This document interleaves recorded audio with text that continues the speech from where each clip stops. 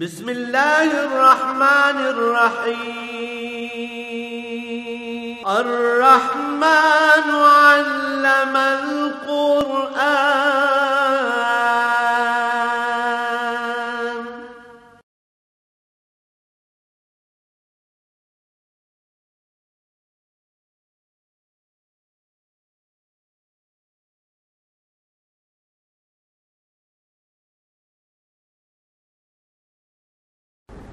الحمد للہ رب العالمین والصلاة والسلام علی حبیبہ محمد وآلہ وصحبہ اجمعین۔ اعوذ باللہ من الشیطان الرجیم، بسم اللہ الرحمن الرحیم۔ لا يزال بنيانهم الذي بنوا ريبة في قلوبهم إلا أن تقطع قلوبهم والله عليم حكيم۔ إن الله اشترى من المؤمنين أنفسهم وأموالهم بأن لهم الجنة يقاتلون في سبيل الله فيقتلون ويقتلون وعدا عليه حقا في التوراة والإنجيل والقرآن ومن أوفى بعهده من الله فاستبشروا ببائعكم الذي بايعتم به وذلك هو الفوز العظيم۔ التائبون العابدون الحامدون السائحون الراكعون الساجدون الآمرون بالمعروف والناهون عن المنكر والحافظون لحدود الله وبشر المؤمنين۔ اللهم سبحانك لا علم لنا إلا ما علمتنا إنك أنت العليم الحكيم۔ مولاي صل وسلم دائما أبدا علی حبیبک خیر الخلق کلہم۔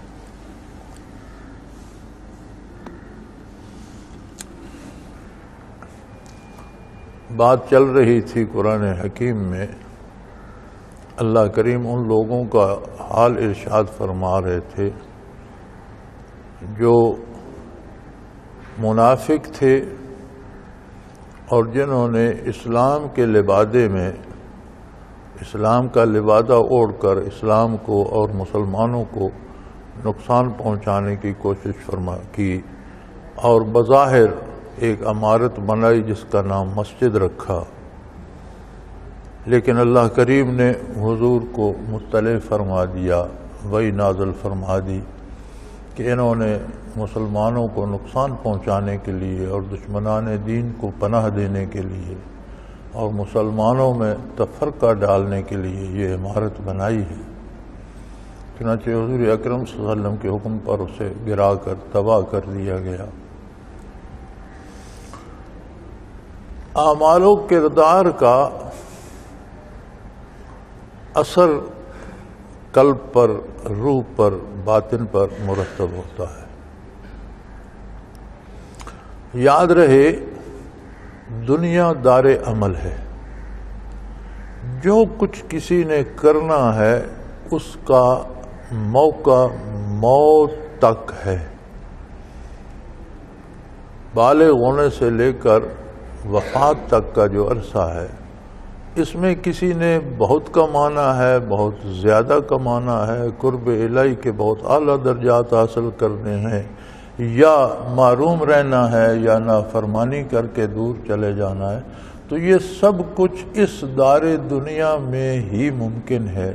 جب زندگی ختم ہوتی ہے تو دار عمل تمام ہو جاتا ہے، پھر دار الجزا شروع ہو جاتا ہے، پھر ثمرات مرتب ہوتے ہیں۔ انسان یوں تو دو چیزوں سے مرکب ہے، جسم اور روح، لیکن علماء حق فرماتے ہیں جب مطلق انسان بولا جائے تو روح مراد ہوتی ہے،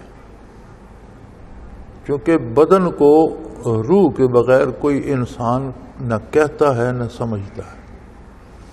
ایک زندہ بدن سے بھی روح الگ ہو جائے تو اسے میت کہیں گے، لاش کہیں گے، بدن کہیں گے، مردہ کہیں گے، انسان کوئی نہیں کہتا اسے۔ تو علماء حق فرماتے ہیں کہ انسان کا اطلاق ہی روح پر ہوتا ہے۔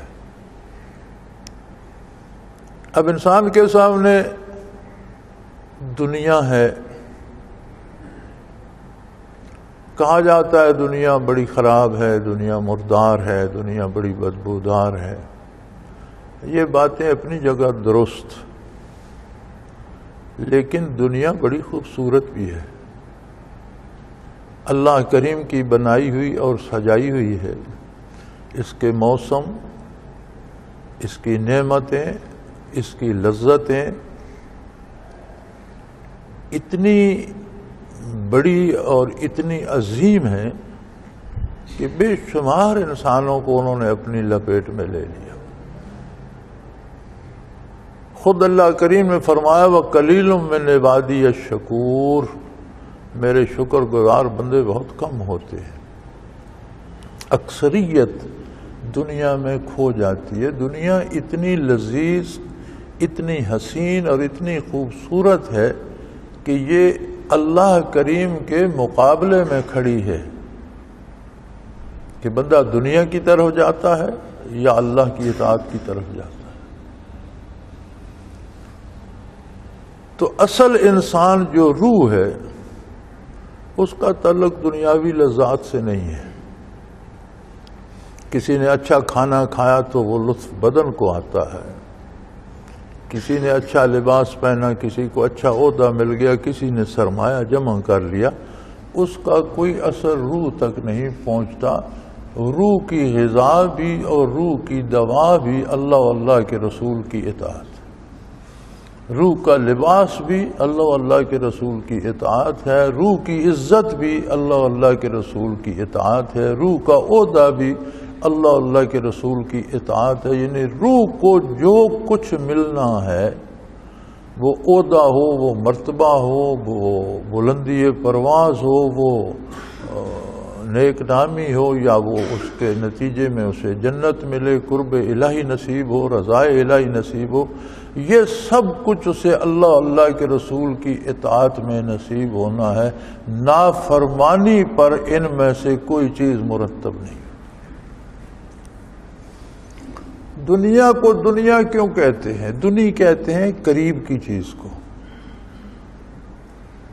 دنا اور قریب ہو جائے یا قریب ہو گیا، اسے دنیا اس لیے کہتے ہیں کہ یہ ہماری مادی آنکھوں کے سامنے ہے، ہماری مادی محسوسات کے سامنے قریب تر ہے۔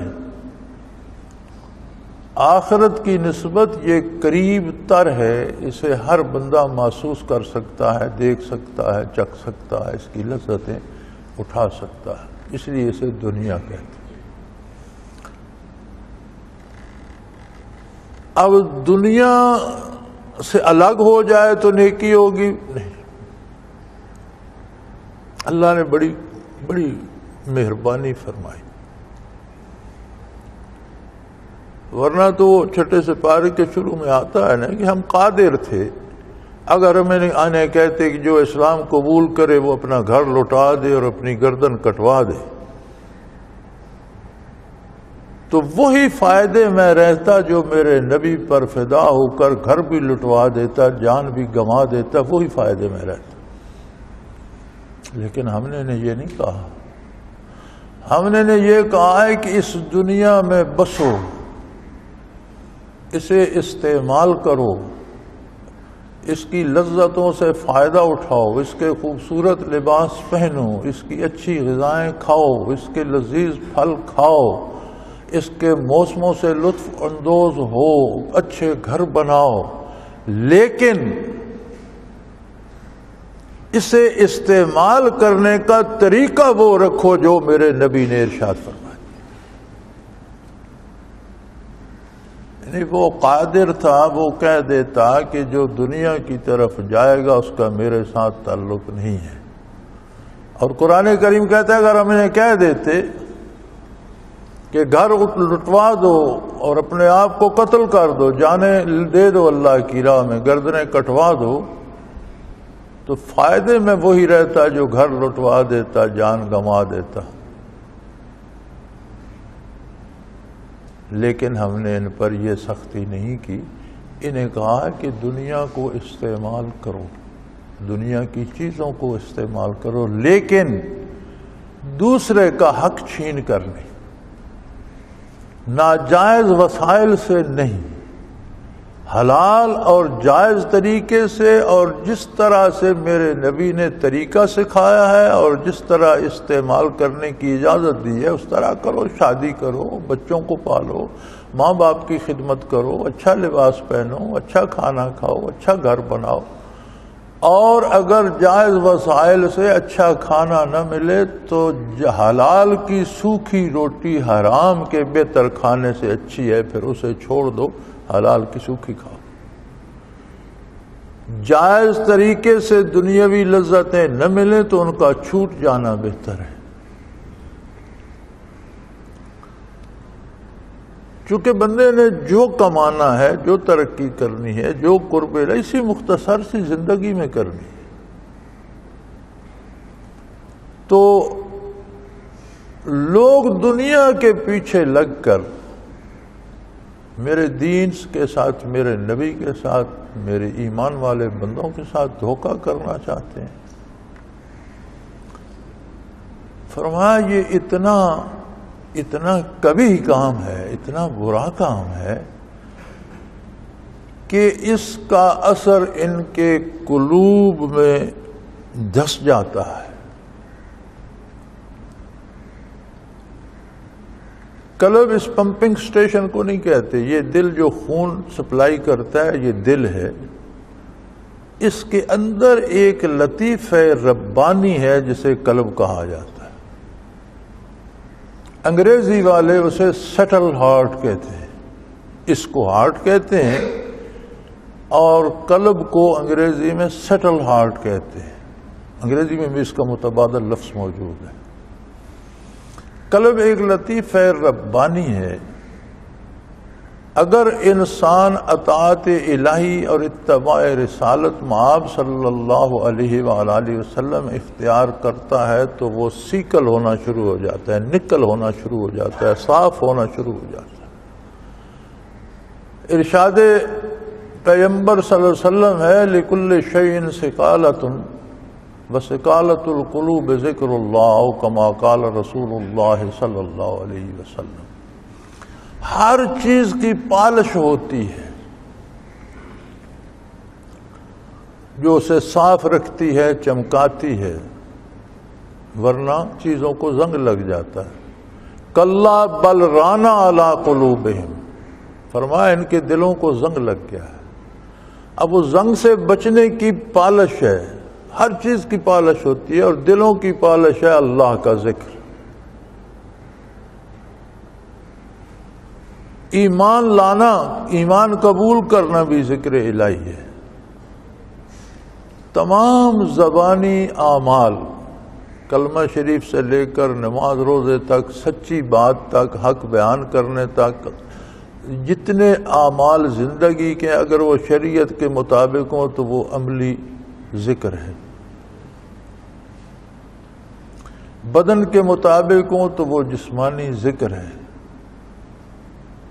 اور قلب سے کیے جائیں تو وہ ذکر قلبی و خفی ہے جو سب سے اعلیٰ اور سب سے زیادہ قیمتی ہے اور بہت کامیاب ہے۔ لیکن اگر دنیا کے لالچ میں آ کر دین کو دھوکہ دیا جائے، دینداروں کو دھوکہ دیا جائے، رسول اللہ صلی اللہ علیہ وسلم کے احکامات کو دھوکہ دیا جائے، آپ کی ذات کو دھوکہ دیا جائے، تو فرمایا اس کا اثر اتنا برا ہوتا ہے، لا یزال بنیانہم الذی بنوا ریبۃ فی قلوبہم، فرمایا یہ عمارت جو انہوں نے دین کو نقصان دینے کے لیے بنائی، یہ تو پتھر مٹی انہوں نے زمین پر جوڑی اور وہ گرا دی گئی اور تباہ کر دی گئی، لیکن اس کے نتیجے میں ایک کانٹا ان کے قلوب میں اتر گیا۔ یہ تو اس کا ایک ظاہری عمل تھا، ایک انہوں نے عمارت بنائی، اسے مسجد کا نام دیا، ارادہ تھا حضور کو، مسلمانوں کو، اسلام کو دھوکہ دینے کا اللہ نے بذریعہ وہی مطلع فرما دیا، وہ عمارت جلا دی گئی، گرا دی گئی، ختم کر دی گئی، اور بتا دیا گیا کہ اس میں یہ برائیاں تھیں، یہ مسجد نہیں، مسجد ضرار ہے، مسلمانوں کو نقصان دینے کے لیے بنائی گئی ہے۔ تو وہ تو قصہ بظاہر دنیاوی اعتبار سے تو ختم ہو گیا، لیکن اس عمل کا جو نتیجہ تھا، جو روح پہ مرتب ہوا، وہ یہ تھا کہ وہ کانٹا ان کے قلوب میں اتر گیا۔ الا ان تقطع قلوبہم، اور وہ کانٹا تب تک کھٹکتا رہے گا جب تک ان کے دلوں کو پاش پاش نہ کر۔ دل میں کانٹا اتر جانے سے مراد یہ ہے کہ ان کے دلوں میں ایسی بات بٹھا دی گئی کہ اب انہیں رجوع الی اللہ اور توبہ کی توفیق بھی نصیب نہیں ہوگی۔ اور اس عالم میں یہ انتہائی بڑی سزا ہے کہ کسی جرم پر یہ سزا مرتب کر دی جائے کہ اب اس سے توبہ کی توفیق ہی چھین لی جائے۔ اور بعض کردار، بعض جرائم، بعض گناہ ایسے ہوتے ہیں جن سے توبہ کی توفیق چھن جاتی ہے، جن میں سر فہرست جو میں سمجھتا ہوں سب سے بڑا جرم یہ ہے کہ نبی کریم صلی اللہ علیہ وسلم کو اور اسلام کو دھوکہ دینے کی کوشش کی جائے۔ آپ صلی اللہ علیہ وسلم کا نام نامی یا اسلام کا نام اپنی خواہشات کی تکمیل کے لیے استعمال کیا جائے، یہ سب سے بڑا جرم ہے۔ اور یہ جرم یا منافق کرتا ہے،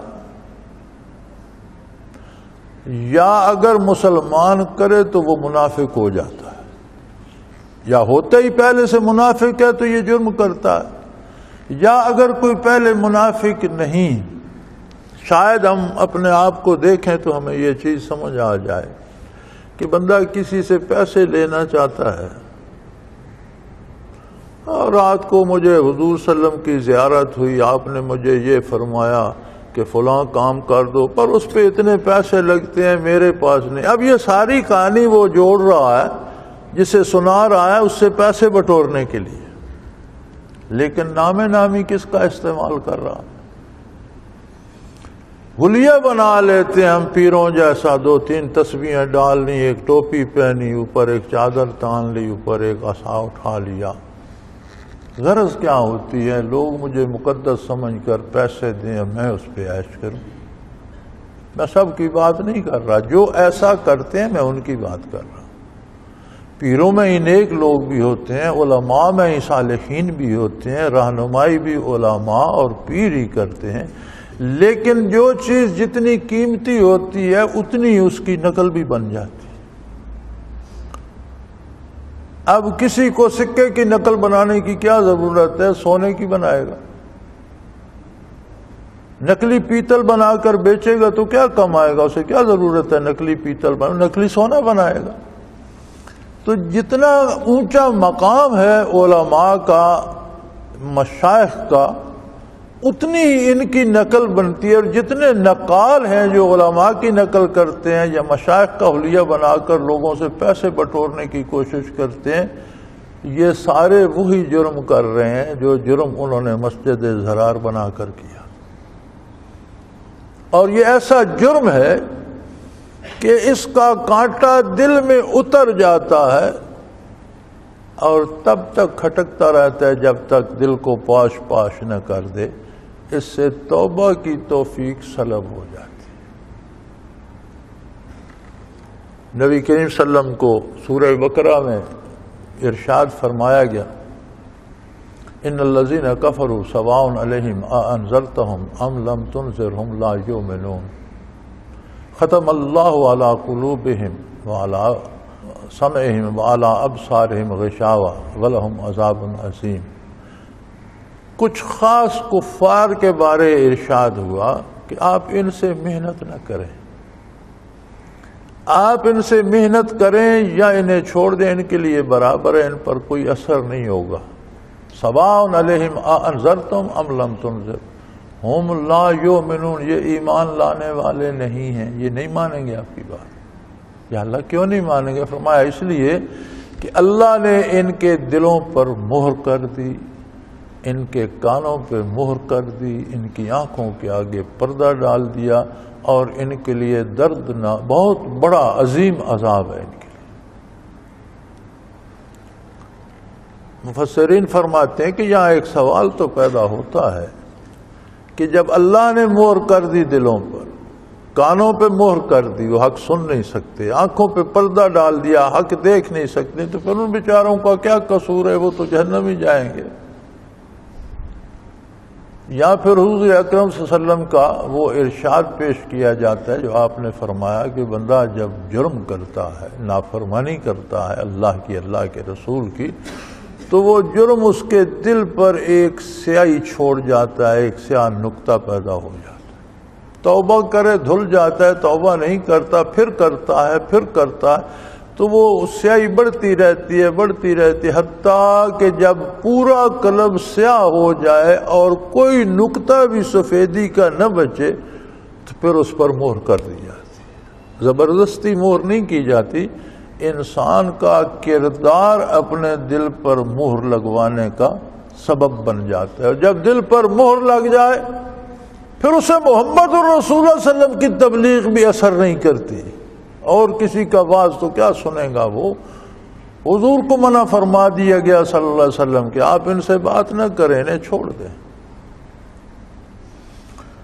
تو جو لوگ دین کی آڑ میں دنیا کمانا چاہتے ہیں، اللہ انہیں ہدایت دے اور اپنی عافیت میں رکھے، اور اللہ اس جرم سے پناہ دے، لیکن ان کو خود بھی سوچنا چاہیے کہ دنیا کب تک ہے، کتنی کھا لوگے، کتنی پہن لوگے، کتنی گزار لوگے، آخر کام آنے والی چیز دین ہے۔ پھر دوسری زیادتی ہم یہ کرتے ہیں کہ ہم دوسروں کا جائزہ لینا شروع کر دیتے ہیں۔ بھئی سب کا حساب اللہ نے لینا ہے، ہمیں اپنا جائزہ لینا چاہیے کہ کہیں میں دین کی آڑ میں دنیا تو نہیں کما رہا، کہیں میں دین کا لبادہ اوڑھ کر دنیاوی فوائد تو نہیں حاصل کرنا چاہتا، کیا میں خلوص سے اللہ و اللہ کے رسول کی اطاعت کر رہا ہوں، یا اطاعت کا لبادہ اوڑھ کر اپنی بڑائی کا ڈنڈورا پیٹ رہا ہوں؟ یہ ہمیں اپنا اپنا جائزہ لینا چاہیے۔ دوسروں کا حساب اللہ پر چھوڑ دو، اسی کا حق بنتا ہے کہ وہ اپنے بندوں سے حساب لے۔ ہم نے نہ بندوں کو پیدا کیا، نہ رزق دیا، نہ ان کی کوئی خدمت کی، ہم ان سے حساب لینے والے کون ہوتے ہیں؟ جس نے پیدا فرمایا، جس نے انہیں اختیارات دیے، جس نے انہیں نعمتیں دی، اس کا حق بنتا ہے کہ اپنے بندوں سے حساب لے۔ سب کا حساب اللہ لے گا۔ سب کے لیے دعا کریں اللہ تمام کو، مسلمانوں کو ہدایت پہ جمع رکھے، لیکن حساب اپنا کریں، اپنے آپ کو تلاش کریں کہ میں کیا کر رہا ہوں، اس کا نتیجہ کیا ہوگا۔ اور اگر عمدن غلطی سے ہونا نافرمانی اور بات، عمدن مسلمانوں کو، اسلام کو، رسول اللہ صلی اللہ علیہ وسلم کو دھوکہ دینے کی کوشش کی جائے تو یہ اتنا بڑا جرم ہے کہ یہ پھانس دلوں میں، قلوب میں اتر جاتی ہے، اور تب تک کھٹکتی رہتی ہے جب تک قلوب کو پاش پاش نہ کر دے، تباہ نہ کر دے۔ واللہ علیم حکیم، اور یہ مت بھولو اللہ ہر چیز کو ہمہ وقت جانتا ہے۔ تو آپ اللہ سے چوری نہیں کر سکتے، جو بھی کر رہے ہو، جو سوچ رہے ہو، جو تم نے ابھی سوچا ہی نہیں بعد میں سوچنا ہے، وہ اسے بھی جانتا ہے۔ جو خیال تمہارے دل میں گزرتا ہے اسے بھی جانتا ہے، وہ جانتا ہے۔ ہاں یہ نہ سمجھو کہ فوری گرفت کیوں نہیں کرتا، وہ حکیم بھی ہے۔ واللہ علیم حکیم، اس کی حکمت کا تقاضا ہے، اس نے حساب کا ایک دن مقرر کر دیا ہے، موت کا ایک وقت معین فرما دیا ہے، انسان کو مہلت و فرصت دی ہے۔ یہ سارا کام اس کی حکمت کے تابع ہو رہا ہے، یہ نہیں کہ اللہ کریم کو پتہ ہی نہیں کہ ہم کیا کر رہے ہیں تو ہم مزے کر رہے ہیں، ایسا نہیں ہوتا۔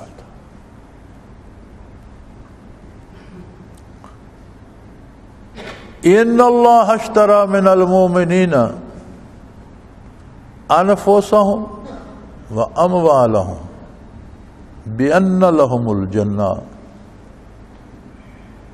يُقَاتِلُونَ فِي سَبِيلِ اللَّهِ فَيَقْتُلُونَ وَيُقْتَلُونَ وَعْدًا عَلَيْهِ حَقًّا فِي التَّوْرَاةِ وَالْإِنْجِيلِ وَالْقُرْآنِ وَمَنْ أَوْفَى بِعَهْدِهِ مِنَ اللَّهِ فَاسْتَبْشِرُوا بِبَيْعِكُمُ الَّذِي بَايَعْتُمْ بِهِ وَذَلِكَ هُوَ الْفَوْزُ الْعَظِيمُ۔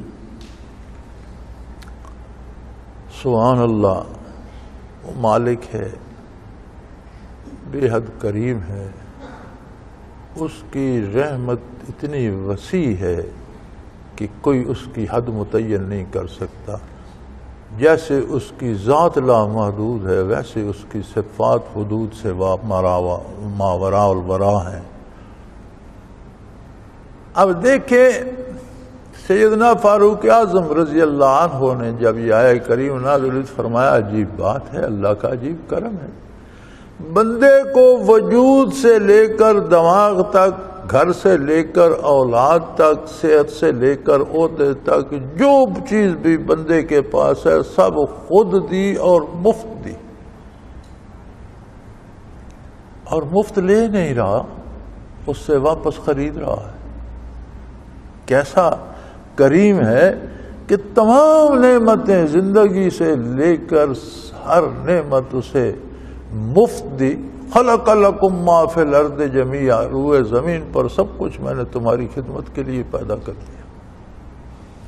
پوری دنیا کو اس کی خدمت پہ لگا کر فلاسفہ ایک عجیب سا قانون بتاتے ہیں کہ کوئی بندہ تھوڑی دیر یہ بیٹھ کر تصور کرے کہ دنیا میں میرے علاوہ کوئی، میں ایک انسان ہوں دنیا میں، تخلیے میں بیٹھ جائے، یہ سوچے کہ دنیا پہ کوئی انسان موجود نہیں، میں ایک ہوں، تو وہ دیکھے گا کہ اس ایک کے لیے سورج بھی طلوع ہوتا ہے، روشنی بکھیرتا ہے، رات بھی آتی ہے، بادل بھی آتے ہیں، بارشیں بھی برستی ہیں، خزاں و بہار بھی آتی ہے، جانور بھی ہیں، سواریاں بھی ہیں، پھل اور پھول بھی ہیں، یعنی پوری کائنات ایک ایک فرد کے لیے سجی ہوئی ہے۔ اتنی نعمتیں مفت دے کر سیدنا فاروق اعظم رضی اللہ فرماتے تھے عجب کریم کے سودے ہے، اتنی نعمتیں مفت دے کر پھر مزید نعمتیں دے کر سودا کر رہا ہے کہ یہ مجھے دے دو تو مزید نعمتیں لے لو، جنت الفردوس لے لو، میرا جنت بجائے خود مقصود نہیں ہے، جنت مظہر رضا الہی کا رسید ہے، اللہ کی رضامندی کی، اس لیے مطلوب ہے۔ تو فرمایا اللہ نے ان لوگوں سے جو ایمان قبول کرتے ہیں ان کی جانیں بھی خرید لیں اور ان کے مال بھی۔ جان میں ہر وہ جان آ جاتی ہے جو ہم سے وابستہ ہوتی ہے، استاد کے ساتھ اس کے شاگرد، والد کے ساتھ اس کی اولاد، کنبے کے سربراہ کے ساتھ اس کا کنبہ، شیخ کے ساتھ اس کے مرید۔ جب جانوں کا سودا ہوتا ہے تو متعلقین سمیت ہوتا ہے، اور جو سودے سے باہر نکلتا ہے اس کا رشتہ ٹوٹ جاتا ہے۔ اگر شیخ کا مرید باہر نکلتا ہے وہ مرید نہیں رہتا، باپ کا بیٹا باہر نکلتا ہے وہ بیٹا نہیں رہتا، کنبے کا فرد باہر نکلتا ہے کنبے کا فرد نہیں۔ یہی فلسفہ تھا جب نوح علیہ السلام کا بیٹا غرق ہوا تو آپ نے دعا کی، بار الہ آپ کا وعدہ تھا کہ میرے خاندان کو، میری اولاد کو آپ بچا لیں گے، تو یہ تو میری اولاد، میرا بیٹا تھا، آپ کا وعدہ تھا کہ میرے متعلقین کو بھی اور میرے خاندان کو بھی آپ اس کی حفاظت، تو یہ تو میرا بیٹا، فرمایا انہ لیس من اہلک، یہ آپ کے خاندان سگا بیٹا تھا، آپ کے خاندان کا فرد نہیں ہے۔ کیوں؟ انہ عمل غیر صالح، اس کے اعمال اچھے نہیں۔ اس سودے سے نکل گیا نا جو اللہ نے کیا تھا، فرمایا تو خونی رشتہ ہے، تو کیا ہوا جب آپ کے ساتھ اس سودے میں شامل نہیں ہے تو بیٹا نہیں۔ تو اللہ نے ایمان والوں سے خرید لیا، اشترا، ان کی جانیں بھی ان کے مال بھی، بِأَنَّ لَهُمُ الْجَنَّةَ، اور جنت انہیں دے دی۔ قیمت کیا ادا فرمائی؟ اپنی جنت۔ اب جب سودا ہو گیا، نہ جان ان کی رہی نہ مال ان کا رہا۔ جہاں اللہ کریم کہتا ہے جان دے دو، وہ وہاں جان ہتھیلی پہ رکھ کے پہنچ جاتے۔ جہاں فرماتا ہے مال لٹا دو، وہ لٹا دے۔ ان کا اپنا تو ہے نہیں، جس کا ہے وہ کہہ رہا ہے لٹا دو، وہ لٹا دیتے ہیں۔ ان کا کون سا اپنا، وہ تو بیچ چکے۔ یقاتلون فی سبیل اللہ، اللہ کی راہ میں قتال کرتے ہیں، جہاد کرتے ہیں۔ فیقتلون ویقتلون، مارتے بھی ہیں، قتل کرتے بھی ہیں، قتل ہوتے بھی ہیں، پرواہ نہیں کرتے۔ جسے قتل کرنے کا اللہ حکم دیتے ہیں اسے قتل کرتے ہیں۔ کہیں مقابلے میں اپنی جان بھی دے بیٹھتے ہیں، قتل ہو جاتے ہیں۔ ان کا کام ہے، جان تو پہلے انہوں نے بیچی ہوئی ہے اللہ کی۔ اللہ نے کہا یہاں لٹا دو، وہ لٹا دیتے ہیں۔ وعدن علیہ حقا، اب یہ نہ سوچے کوئی کہ مومن نے تو مال بھی لٹا دیا، جان بھی لٹا دیا، اب اسے پتہ نہیں جنت ملے گی کہ نہیں۔ فرمایا نہیں، وعدن علیہ حقا، اللہ کا وعدہ بڑا پکا اور سچا ہے۔ اللہ کا وعدہ سچا ہے، اور یہ پہلی بار نہیں۔ فی التوراۃ والانجیل والقرآن، یہ وعدہ تورات میں بھی تھا، انجیل میں بھی تھا، اور قرآن میں بھی یہ وعدہ دہرا دیا گیا کہ جو مال اللہ کی راہ میں دے گا اللہ اسے اس کے بدلے جنت کی نعمتیں دے گا، جو جان اس کی راہ میں دے گا اسے ابدی دائمی جنت کی زندگی عطا فرمائے گا۔ اور ایسی لٹائی، فرمایا وَلَا تَقُولُوا لِمَن يُقْتَلُ فِي سَبِيلِ اللَّهِ أَمْوَاتٌ، میری راہ میں جو قتل ہو جائے اسے مردہ نہ کہو۔ وَلَا تَحْسَبَنَّ الَّذِينَ قُتِلُوا فِي سَبِيلِ اللَّهِ أَمْوَاتٌ، جو میری راہ میں قتل ہو جاتے ہیں ان کے بارے یہ سوچو بھی مت کہ وہ مر گئے۔ انہوں نے تو زندگی کا راز پا لیا، جان دے کے پایا، لیکن زندگی کو پا لیا۔ یہ عارضی لمحاتی زندگی جو دنیا کی چند روزہ تھی، یہ انہوں نے لٹا دی اور ابدی اور دائمی زندگی پا لی۔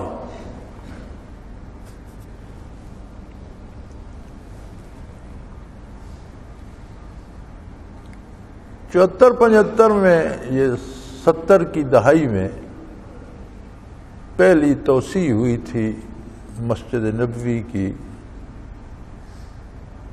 جو بڑی دیر سے آ رہی تھی۔ اس کے بعد جو یہ آل سعود نے جو توسیع شروع کی، باقی مسجد ان سے پہلے آ رہی تھی، تو یہ سعودی خاندان جب سے برسر اقتدار آیا، اللہ ان کی کوششوں کو قبول فرمائے، انہوں نے حرمین میں بڑا کام کیا، حرم نبوی پر بھی اور حرم بیت اللہ پر بھی بہت زیادہ کام کیا ہے، اور ایسی عمارات بنا دی ہیں کہ جی خوش ہو جاتا ہے۔ اور واقعی ایسے مقام کو ایسا ہی ہونا چاہیے۔ اللہ ان کی محنت قبول فرمائے۔ تو جب آل سعود نے اور بادشاہی خاندان نے توسیع شروع کی مسجد نبوی کی، تو اس سے پہلے وہی پرانے مسجد نبوی ہوتی تھی جو خلفاء نے اپنے عہد میں جو اضافے کیے وہ گزر گئے۔ تو اس میں جو پہلا اضافہ ہوا، تو مسجد نبوی کے ساتھ اس طرف کو پرانا قبرستان ہوتا تھا مدینہ منورہ کا، اس میں حضور کے والد ماجد بھی محو استراحت تھے، اور ترکوں نے بہت بڑا مقبرہ بنا دیا تھا۔ الحمدللہ میں نے وہ مقبرہ بھی دیکھا ہے، اس وقت تک وہ موجود تھا۔ درمیان میں قبر شریف تھی، اور گردا گرد انہوں نے بہت سے کمرے اور حجرے اور برآمدے بنا دیے جس میں خدام رہتے تھے، زائرین آ کر ٹھہرتے تھے، اور بہت خوبصورت عمارت بنی ہوئی تھی۔ پھر جب آل سعود آئے تھے انہوں نے مقفل کر دی، تالے لگا دیے، لیکن لوگ جاتے تھے باہر سے کھڑے ہو کر، کھڑکیوں سے، دروازے کی سلاخوں سے جھانکتے رہتے تھے، زیارت کرتے تھے۔ تو وہ توسیع وہاں تک چلی گئی، اس میں ان کا وجود مبارک بھی نکالا گیا، اور کچھ صحابہ کے وجود مبارک بھی نکلے جو اس قبرستان میں دفن تھے.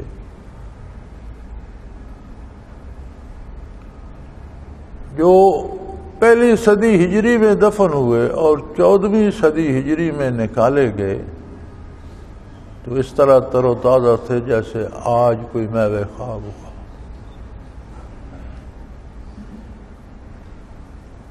اس لیے کہ وہ شہید تھے.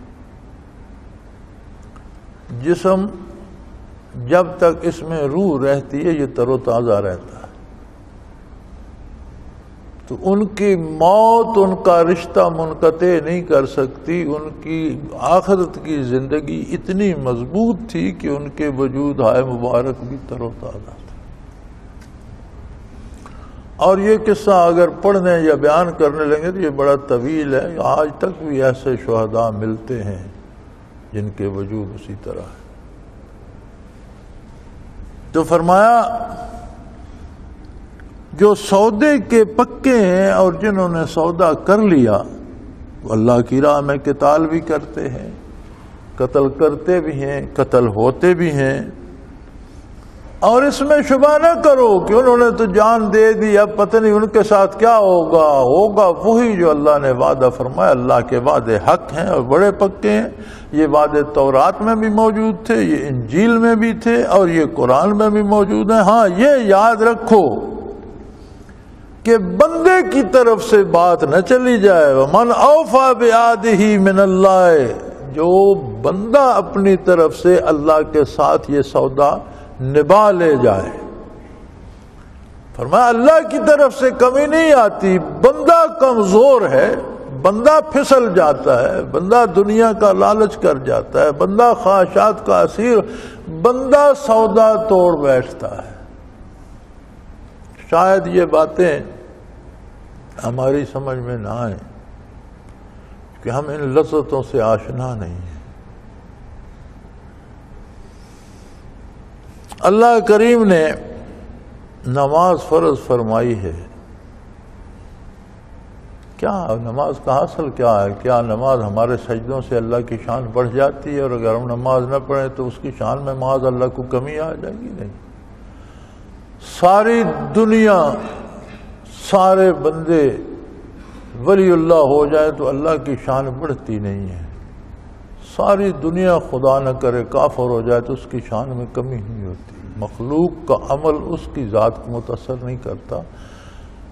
یہ اس کا کرم ہے.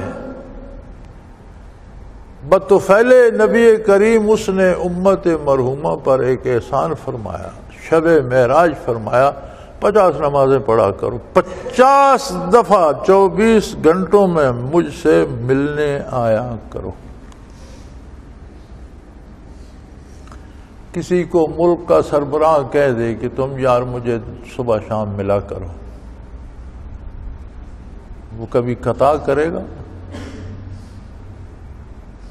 رب العالمین نے فرمایا 50 دفعہ ملا کرو. لمبی بات ہو جائے گی. عرض کیا گیا یا اللہ مشکل ہو جائے گا. کرتے کرتے کم کرتے کرتے 5 پر ٹھہری اور جب 5 پر بات ختم ہوئی تو فرمایا جو 5 پڑھے گا اس کی 50 لکھوں گا. یعنی ایک صلاۃ کا اجر 10 گنا ہے. 5 ادا کرے گا 50 شمار. نماز ہے کیا؟ وضو کر کے کپڑے پاک کر کے قبلہ روح ہو کر یہ عرض کرنا اللہ تو پاک ہے, تیرا نام برکت والا ہے, سب خوبیوں کا مالک ہے, قیامت کے دن کا اکیلا مالک ہے. پھر فوراً اپنی طرف آ, یا اللہ میں تیری عبادت کرتا ہوں اور تجھ سے مدد. جب عبادت تیری کرتا ہوں تو میری مدد بھی تجھی سے ہوگی, تو ہی میری مدد فرما اور مجھے ان لوگوں میں شامل فرما جن پر تو نے انعامات کیے. اس گروہ سے بچا جس پر تیرا غضب ہوا یا گمراہ ہو. پھر قرآن کی آیات تلاوت کرے گا, وہ بھی یا حمد باری ہوں گی یا نعت نبوی ہوں گی یا اپنے ذاتی مسائل ہوں گے. پھر انتہائی عجز کے ساتھ رکوع میں چلا جائے گا, پھر سجود میں جائے گا, پھر اتحیات میں صلاۃ و سلام تشہد درود پڑھتا ہوا آخر میں پھر اپنی بات پہ آ جائے گا، یا اللہ مجھے بھی بخش، میرے والدین کو بھی بخش، مجھے یہ بھی دے، مجھے وہ بھی۔ اور یہ فرض عین ہے۔ کتنا بڑا کرم ہے اللہ کا کہ وہ ایک عاجز عام بندے کو، جسے گھر کے افراد بھی بار بار جس کی بات سننا پسند نہیں کرتے، اسے 5 بار پابند کر دے کہ میرے در پہ آؤ اور میرے ساتھ بات کرو۔ ہم میں سے کتنے ہیں جو 5 نمازیں پوری کرتے؟ اللہ بلائے ملاقات کو اور ہم نہ جائیں، اس کا سبب ایک ہی ہے کہ ہم اس کی عظمت سے نا آشنا ہیں، ہم نبی کی شان سے نا واقف ہیں، ہم ہلا گلا میں بس مسلمان بنے ہوئے، ہمیں اعتبار اور اعتماد، ہم نے سودا کیا ہی نہیں۔ جو بندہ نماز کے لیے نہیں جائے وہ جان دینے جائے گا، وہ مال قربان کرنے جائے گا جو چند لمحے قربان نہیں کر سکتا۔ تو فرمایا ذرا پکے رہو، وَمَنْ أَوْفَى بِعَهْدِهِ مِنَ اللَّهِ، جس نے اللہ سے اپنا وعدہ نبھا لیا، فَاسْتَبْشِرُوا بِبَيْعِكُمُ الَّذِي بَایَعْتُم، انہیں مبارک ہو، لاکھوں مبارکیں ہوں اس سودے پر جو تم نے نبھا لیا۔ اللہ کریم کی طرف سے کمی نہیں آئے گی۔ اپنے آپ کو سوچو، اپنے آپ کو دیکھو، تمہیں اس پہ اعتبار ہے، یقین ہے؟ جب لا الہ الا اللہ محمد الرسول اللہ پڑھا، سودا تو ہو گیا۔ اب دیکھنا تمہیں ہے کہ تم حلال ذرائع سے کما رہے ہو یا حرام سمیٹ رہے ہو۔ حرام سمیٹ رہے ہو، تم نے سودا توڑ دیا۔ فرائض ادا کر رہے ہو یا چھوڑ دیے تو سودا توڑ دیا۔ زندگی سنت کے تابع ہے یا خلاف سنت ہے؟ خلاف سنت ہے تو تم نے سودا توڑ دیا۔ اور فرمایا اس کی فکر نہ کرو کہ اللہ سودا پورا کریں گے کہ نہیں، اپنی فکر کرو یار، تم کمزور ہو، تم توڑ دیتے ہو سودا، سودا ہی ٹوٹ گیا جب تم نے ادائیگی پوری نہیں کی، بات ختم ہو گئی۔ جو لوگ پیشگی دے کر سودا کر لیتے ہیں، جی 5 لاکھ پیشگی دے دی، 5 کروڑ کا سودا ہے، باقی دے کر چیز لے لوں گا، جب وہ باقی نہیں دیتے تو واپس پیشگی بھی نہیں ملتی، وہ ضبط ہو جاتی ہے۔ جب وہ بقایا رقم ادا نہیں نہ کرتے اور کہتے ہیں جی میں رقم نہیں دے سکتا، تو کہا جاتا ہے کہ جو تم نے پیشگی دی تھی وہ ضبط ہوگی، اصولاً تم نے، یہ اصول ہے نا سودوں کا کہ اب تم اس کے بھی حقدار نہیں۔ فرمایا جب تم سودا نبھاتے نہیں ہو تو جو کلمہ پڑھ کر کچھ ثواب کما چکے تھے وہ پیشگی جمع کرائی تھی تمہاری، وہ بھی جاتی رہتی۔ اس لیے میری طرف سے، اللہ کریم کی طرف سے، اس ذات عظیم کی طرف فکر نہ کرو کہ وہ سودا پورا کرے گا کہ نہیں، اپنی فکر کرو کیا تم سودا پورا کر رہے ہو، اور اگر کر رہے ہو تو پھر تمہیں لاکھوں مبارکیں ہو۔ فاستبشروا، خوش ہو جاؤ، پھر مبارک ہو، بِبَیعِکُمُ الَّذِی بَایَعْتُم بِہ، اس سودے کی جو تم نے کر لیا اور نبھا لیا۔ وَذَلِکَ هُوَ الْفَوْزُ الْعَظِیمُ، اور یہ سودا نبھا لینا بہت بڑی کامیابی، بہت بڑی کامیابی۔ تم تو کہتے ہو نا فلاں نے دنیا میں ایسا کام کیا کہ the Guinness Book of World Record میں اس کا نام آ گیا۔ فرمایا چھوڑو یار، Guinness Book of World Record تو فانی لوگوں کی، ایک عام آدمی کی بنائی ہوئی ہے، لوگ اس میں لکھتے رہتے، تمہارا نام تو اللہ کی کتاب میں سنہری حروف میں آ گیا، نجات پانے والوں میں آ گیا، اور تمہیں مبارکیں ہوں کہ تم جیت گئے، اور یہ سب سے بڑی کامیابی ہے۔ وآخر دعوانا ان الحمدللہ رب العالمین۔ اللہ اللہ اللہ اللہ اللہ اللہ اللہ اللہ۔ حضرت امیر محمد اکرم آبان مد ظلہ العالی دارالعرفان منارہ ضلع چکوال میں سالہ سال سے قرآن و حدیث کے اوپر خطابات کر رہے ہیں۔ اور سلسلہ نقشبندیہ اویسیہ کے مطابق لوگوں کو ذکر الہی کی تربیت دے رہے ہیں۔ وہ قرآن پاک کی تفسیر ترتیب وار بیان کر رہے ہیں۔ تفسیر قرآن کو وہ موجودہ ملکی اور بین الاقوامی حالات کے مطابق بیان کرتے ہیں۔ موٹر وے سے کلر کہار کے انٹرچینج سے نکلتے ہوئے کلر کہار کی جھیل سے ہوتے ہوئے میانی، بوچھال اور نور پور سے گزرتے ہوئے دارالعرفان منارہ پہنچ سکتے ہیں۔ حضرت امیر محمد اکرم آوان نے بچیوں اور بچوں کی دینی اور دنیاوی تعلیم کے لیے سقارہ اکیڈمی کے نام سے ایک درسگاہ بھی قائم کی ہے، جس کا افتتاح ملک پاکستان کے صدر جنرل محمد ضیاء الحق نے اپنے دست مبارک سے کیا تھا۔ وہ تمام احباب جو اسلام کی طلب رکھتے ہیں ان سے گزارش ہے کہ دارالعرفان منارہ ضلع چکوال میں امیر محمد اکرم آوان صاحب کے خطابات سے مستفید ہوں۔ وہ ہر جمعے کو نماز سے پہلے بیان فرماتے ہیں۔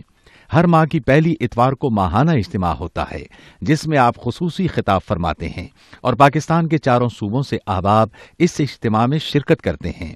اس کے علاوہ یہاں سال میں 2 مرکزی اجتماعات بھی ہوتے ہیں، ایک رمضان المبارک میں اعتکاف کا اجتماع اور دوسرا جولائی اور اگست میں 40 دن کا اجتماع ہوتا ہے جس میں روحانی تربیت کی جاتی ہے۔ اپنا خون سیماب دے کر اتنا ہم کر جائیں گے، نام آقا کا چمن میں پھر رقم کر جائیں گے۔